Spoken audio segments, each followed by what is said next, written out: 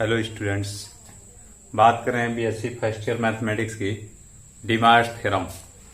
आपको first paper algebra and trigonometry में मैं सबसे पहले ट्रिग्नोमेट्री में फर्स्ट चैप्टर जो है डिमार्स थ्योरम एप्लीकेशन एंड डिटेक्शन में हम बात करना चाहेंगे कि डिमार्स थ्योरम है क्या, इसके बारे में। तो इस थ्योरम को जानने से पहले यहाँ पे हम बात करते हैं, इस डिमार्स थ्योरम में हम बात करना चाह रहे हैं कुछ इंपॉर्टेंट फार्मूले से जिसकी सहायता से हम इस थ्योरम को प्रूव करके दिखाएंगे। तो आइए देखते हैं वह थ्योरम है क्या। देखिए यहाँ पे जो पहला फार्मूला है cos theta plus i sine theta, cos five plus i sine five equal to cos theta plus five plus i sine theta plus five. तो आइए इसको प्रूव करके दिखाते हैं। देखिएगा इसका प्रूफिंग बहुत ही इजी है, इसका प्रूफिंग बहुत ही इजी है। और यहाँ पे मैं लेफ्ट हैंड साइड को लेकर चल रहा हूँ और राइट हैंड साइड को प्रूव करके दिखाता हूँ।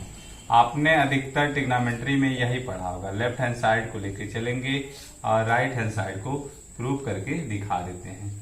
तो यहाँ पे आप देखें, इस लेफ्ट हैंड साइड को मैंने राइट किया और देखिए प्रोडक्ट आपने a प्लस बी का c प्लस डी में कैसे प्रोडक्ट कराया जाता है आप जानते हैं। देखिए cos थीटा और cos फाइव, इसका i sine theta cos five और फिर इसके साथ इसका मल्टीप्लाई करते हैं तो plus i cos theta sine five और फिर जब इसका इसके साथ मल्टीप्लाई करेंगे तो plus i square sine theta sine five. अब यहां पे आप देख लें cos थीटा cos फाइव और आई स्क्वायर की वैल्यू -1 होता है तो cos थीटा cos फाइव और minus sign theta sine five, sign theta sine five. और यहाँ पे देखिए दोनों में आई कॉमन है, आई कॉमन ले लीजिए, आई साइन थीटा कॉस फाइव और plus cos theta sine five. अब आप यहाँ पे देख रहे होंगे कोई ना कोई फार्मूला यहाँ पे बन के तैयार है। क्या है वो फार्मूले, थोड़ा सा आप यहाँ पे देख लें। आप यहाँ पे इसकी वजह देखेंगे cos theta cos five minus sign theta sine five, formula होता है cos थीटा प्लस फाइव और plus i sine theta plus five. तो आपने क्या देखा, यही आपका राइट हैंड साइड है, यही आपका राइट हैंड साइड है। तो आपने प्रूव करके दिखा दिया cos theta plus i sine theta cos five plus i sine five. अगर ऐसे टू कॉम्प्लेक्स नंबर का मल्टीप्लीकेशन करते हैं तो ये इनके एंगल देखिएगा, इनके एंगल थीटा और फाइव आपस में ऐड हो जाएंगे। थीटा और फाइव देखिएगा आपस में ऐड, कास की जगह पे रहेगा, साइन की जगह पे रहेगा। यहाँ पे कोई अगर एक और ले लेते हैं तो उसका भी एंगल, जैसे कि यहाँ पे cos theta plus i sine theta cos five plus i sine five. एक और यहाँ पे वैल्यू कॉम्प्लेक्स नंबर ले रहा हूँ, वह वैल्यू आपका क्या है, वह वैल्यू हो सकता है इसके साथ cos delta plus i sine delta है। तो अगर मल्टीप्लीकेशन कराएंगे तो उसके एंगल ऐड होंगे। अगर आप यहाँ पे इसका मल्टीप्लीकेशन कराते हैं, यहाँ भी प्लस है यहाँ भी प्लस है तो उसके एंगल प्लस होंगे। और सपोज दैट कहीं यहाँ प्लस होता है और यहाँ माइनस होता है, यहाँ प्लस और यहाँ माइनस, तो फिर यहाँ इनके एंगल सब्ट्रैक्ट हो जाते हैं। तो यह दो फार्मूले हैं जिसको आप देख सकते हैं। ये फार्मूला नंबर सेकंड है। अगर प्रूफिंग भी करेंगे तो सिमिलरली जैसे इसको प्रूव किया गया है वैसे प्रूव कर सकते हैं। तो इन बातों को आप ध्यान में रखेंगे तो डिमार्स थ्योरम को प्रूव करने में कहीं कोई प्रॉब्लम नहीं होगा। यह बहुत ही इंपॉर्टेंट फार्मूले हैं। तो आइए अब हम बात कर रहे हैं डिमार्स थ्योरम है क्या। डिमार्स थ्योरम इन फार्मूलों के साथ है, formula first and formula second की बात किया जाए तो उसकी सहायता से डिमार्स थ्योरम को हम आसानी से प्रूव कर सकते हैं। तो आइए देखते हैं कि डिमार्स थ्योरम होता क्या है। यहाँ पे आप देखेंगे कोई भी for any real valued theta and any real valued of n, any real number हो या वो थीटा की बात करें या एन की बात करें, उस रियल नंबर के लिए हमारा क्या होता है cos theta plus i sine theta whole to the power n equal to cos n theta plus i sine n theta.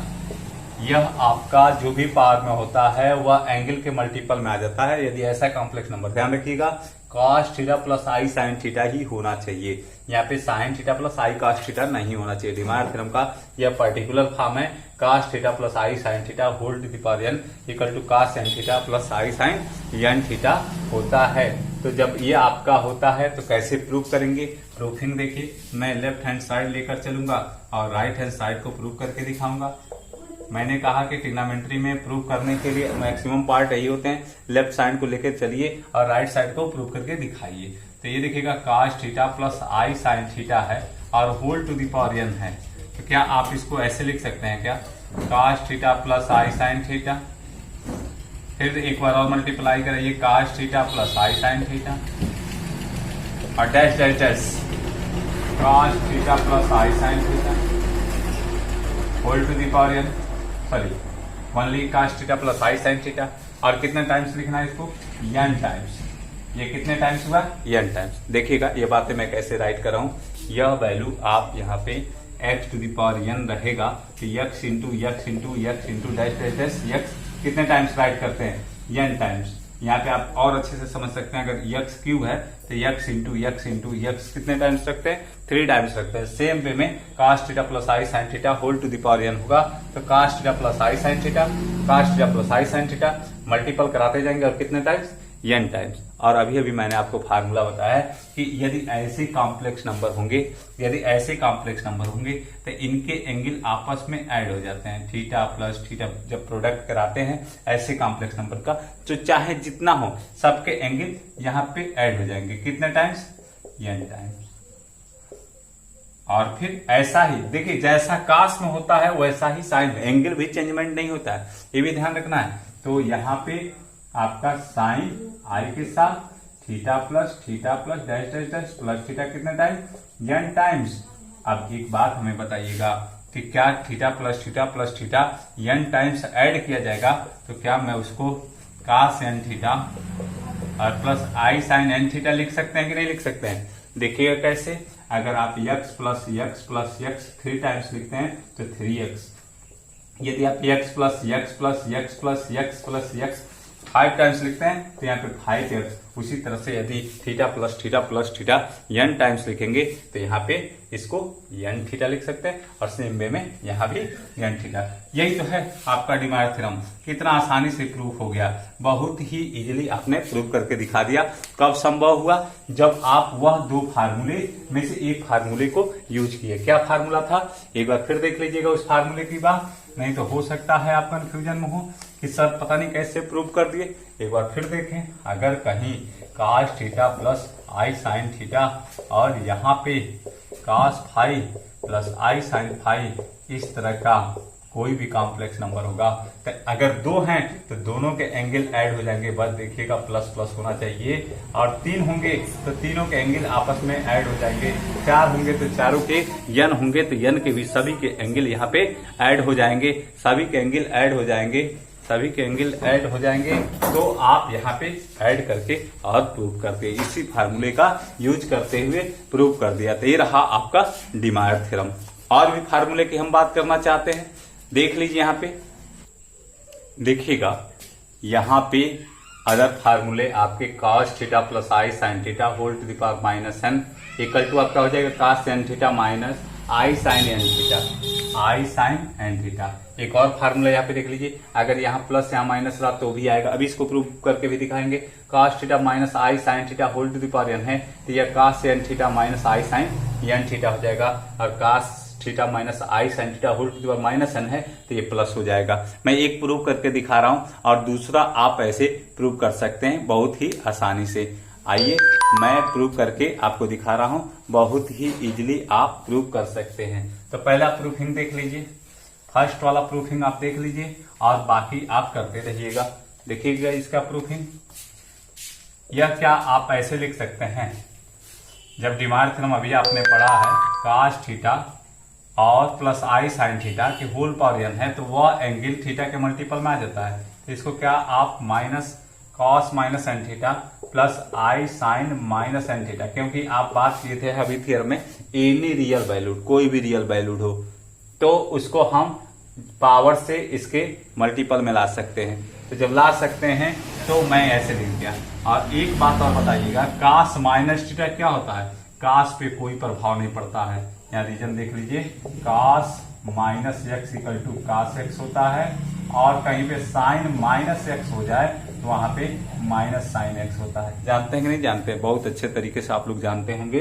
तो यहाँ पे यह माइनस बाहर आके इस प्लस से क्या कर देगा, माइनस कर देगा, और साइन एन थीटा। तो ये बस एक लाइन की प्रूफिंग है। वैसे ही उसके फार्मूले नंबर 2 को भी प्रूव कर सकते हैं, फार्मूले नंबर 3 को भी प्रूव कर सकते हैं। तो ये रहा आपका डीमायर थ्योरम का डिडक्शंस, और उससे रिलेटेड जो फार्मूले थे उनको मैंने बताया। अब इसका एप्लीकेशन क्या है उसको भी थोड़ा सा मैं बोल देना चाहता हूं, लेकिन उस पर डिस्कशन करेंगे अगली बार में।